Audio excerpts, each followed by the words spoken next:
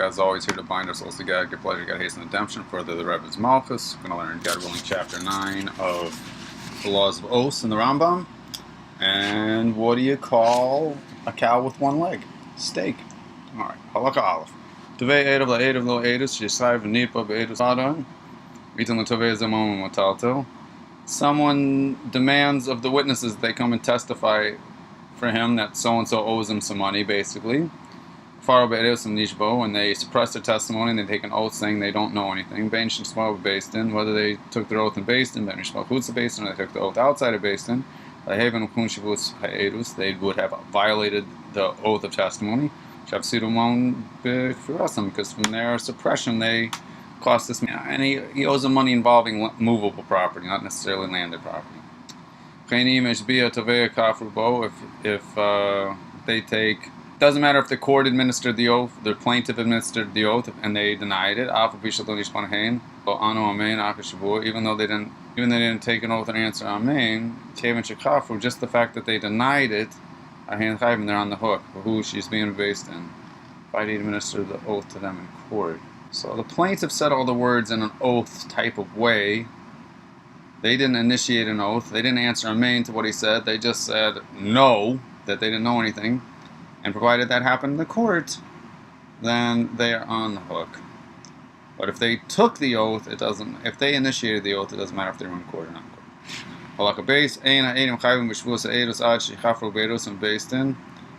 They have to deny the testimony in Beis Din,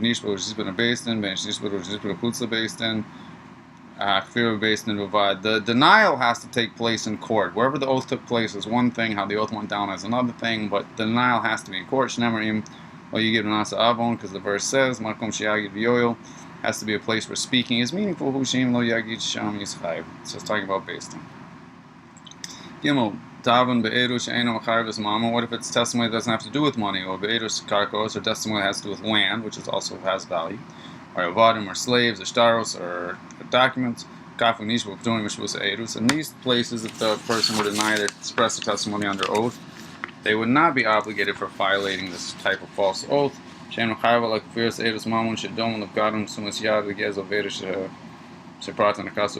has to be a type of denial that relates to money, similar to what's in the parsha, which is movable property. And that so you'll tell me a document's also movable property, and so isn't a slave.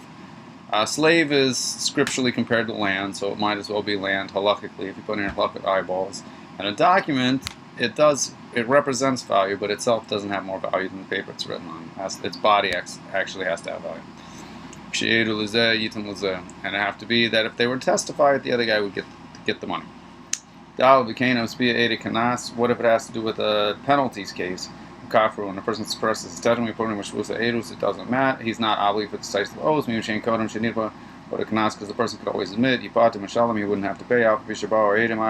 Even if the witnesses come later, their testimony wouldn't get it done if they came after the fact. It's too late. So it has to be their denial and in the testimony that gets them. So if he admits, their testimony won't help him. Even if they deny it under oath, they're still putter because the guy already admitted and it doesn't matter. Hey, Mas biachem anishtavet idlish yeshli biad plonish sluni kefel. So say on Misha Kafir Chayvin Mishvus Eilus Nekan Shumam Lovine Akafash class.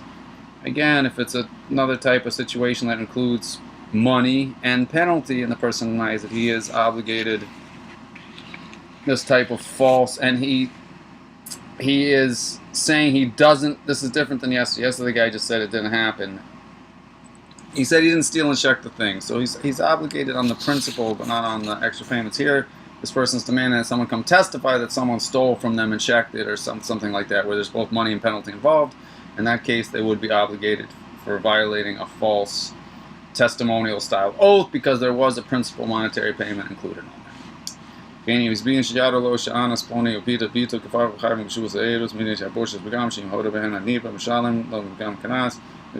So too by other similar cases.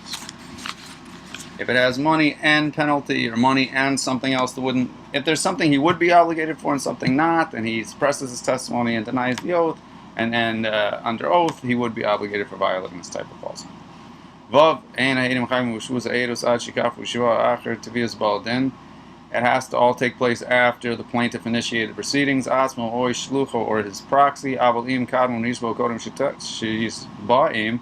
But if they just suddenly take oaths and start suppressing testimony, and no one's dragging them into court, and no one's initiated a court case yet, then it doesn't count. Zayin Ketzad Roa Deveo Holy Chachrein. The witness, the plaintiff saw them and headed after them. Amalo Amata Bachrein. And they say, why are you following after us? And they say, why are you following us? We don't know nothing. That doesn't count. Because he didn't demand yet. It's being a nipa, and so too if it were the defendant.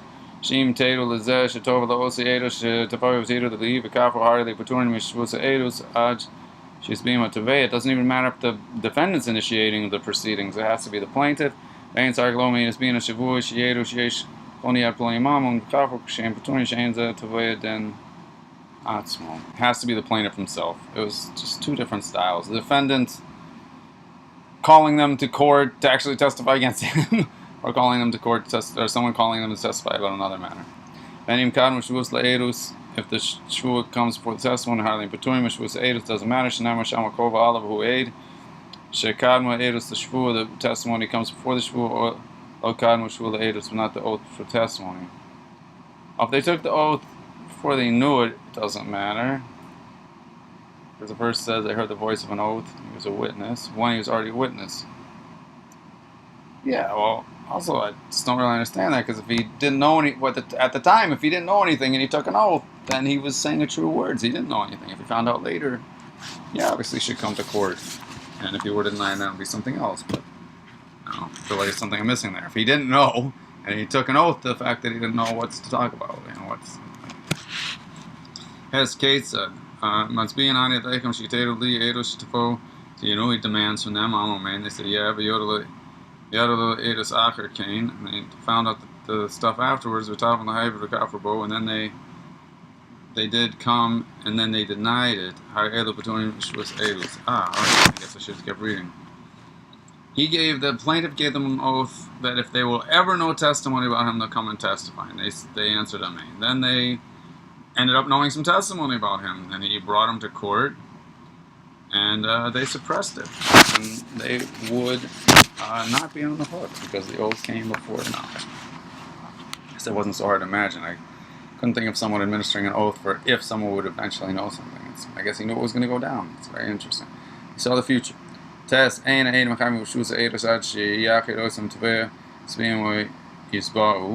also have to be designated as witnesses.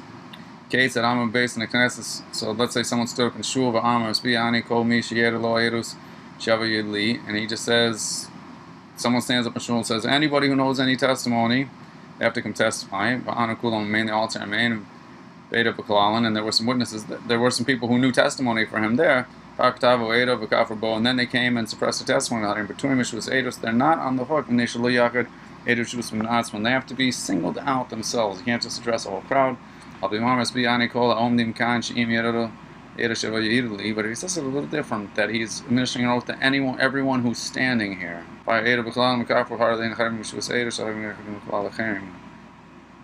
Somehow they're more designated with that language. He says to all those standing here, that counts as designation. But if he just says to anyone who knows testimony, he didn't designate anybody. He just was speaking to the room and assumed that the environment spoke for itself, that he meant the people in the room, or he was designating them. He didn't say, they just said anybody, anyone in the world. But here he said specifically the people in the room, and that's enough to catch the witnesses too. They're also on hook. Yud, he demanded to them, then he stood up in the shul later, and he said, anyone who knows testimony should come testify, then he come because he demanded them at first. He came up to them personally, says, testify. Then he stood up in shul and said, anybody, undesignated. These people would be on the hook because they were designated when he came to them the first time. Provided they were there in the shul, and there's a court also there. This is getting complicated. b'fnei basin, but if there's not a court present, im ano amen, they answer when Haim was Eidus, Shafer Beresim basin. It would be if they answered amen, they'd be obligated when they suppress the testimony basin, and Mon amen if they didn't say amen and Haim. Now that one's pretty tricky. I might have to go through number 10 again. Alright, Halakha Aleph. Echad hamashbiya Eida b'shvur, u'sh'amar lahen tzavani aleichem b'shvur, o'orskamani b'shvur, hari elu chayvim v'hu, shetzbiyim b'shem v'kinu kim v'shvarnu. It's not so important exactly how he says that he's putting them under oath, but he needs to use God's name or one of God's... the word here is nickname. It's weird to say one of God's nicknames, but a term used to describe God, like we learned about earlier. It also has to be a language they understand. They need 10 things to be on the hook. Here they come. It has to be administered by the plaintiff. It has to be money. It has to be portable money. It has to be enough to move money from the defendant to the plaintiff. Then they have to afterwards deny. They have to be administered. They have to, they have to suppress the testimony. Chicago based, and that has to happen in court. The oath has to be in God's name. The knowledge has to become before the oath. And they have to be designated at the time of the oath or the time of the subpoena. And has to be in the language they understand. Anytime we say he's not on the hook, he's not on the hook for this type of oath, but he's still obligated for being a big fat liar. If he lied, he lied. But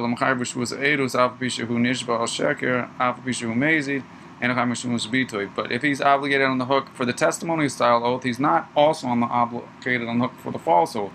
Whereas yesterday, when he was obligated on the hook for suppressing a deposit, he was obligated for both types of oath, the suppressal of the deposit oath and the false oath. Here he's only obligated for the testimony oath. Let's see why. Because the verse singles out this testimony style oath.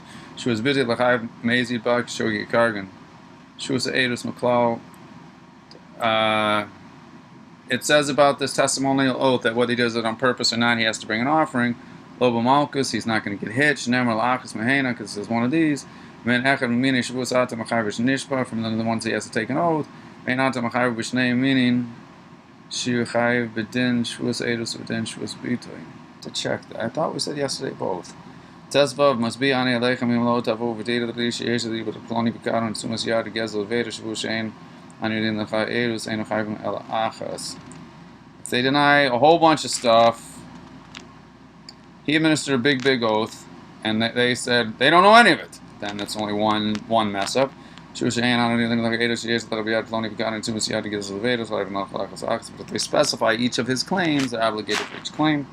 Tazayim must be on Aleichem im lo tavu at zero dishes, but he said a bunch of stuff, wheat, barley, and buckwheat. They said they don't know anything. That's one mess up. But if they specify they're obligated on each one. The Zion people said they had to take an oath. And he said, they said, we don't know nothing for none of you. You only owe one. They're only on one hook.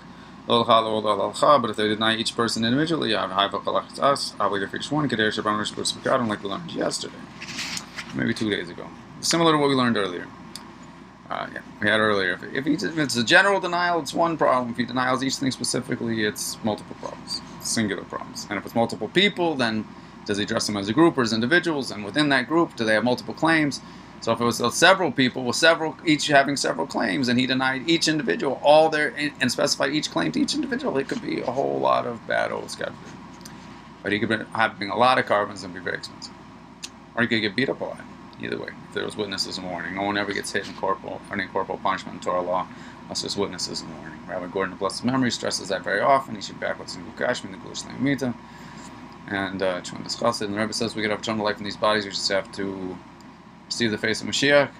And what I understand that to mean in exact words that I've seen in print is memorize Mishnayos, Mishnah's Lotion Shama, and also learn about the Gula. Because the more we learn about it, the more we're in that place.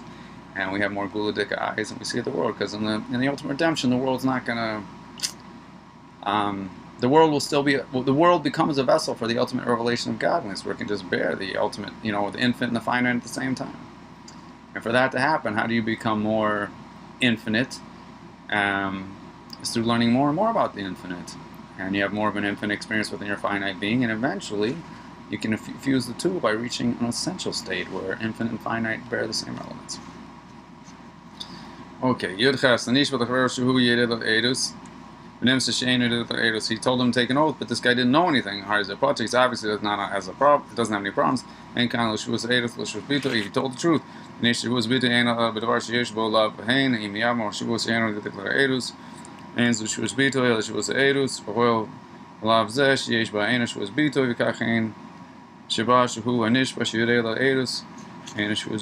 False oath has to have both positive and negative. Seems to me he told the truth. I don't understand there's anything to talk about here.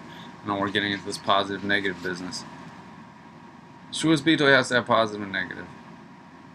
So if he were to say he doesn't know anything, can't be Shuas Bitoy, that would have to be Shuas Edus. Since the negative commandment mention is not Shuas Bitoy, the positive mention can also be a Shuas Bitoy. It's fancy halakhic stuff, but it's fancy logical. It's a way of looking at things, but not sure why we had to say all that because the man told the truth. He didn't know anything. If he was supposed to testify and he didn't, the person said to somebody that he did testify on his behalf, but he never really did, or they did not testify and he really did, then I've finished this off our chapter. Thank you for learning with me. If they just sit quiet and don't say anything, that's considered denial. So I understand that law.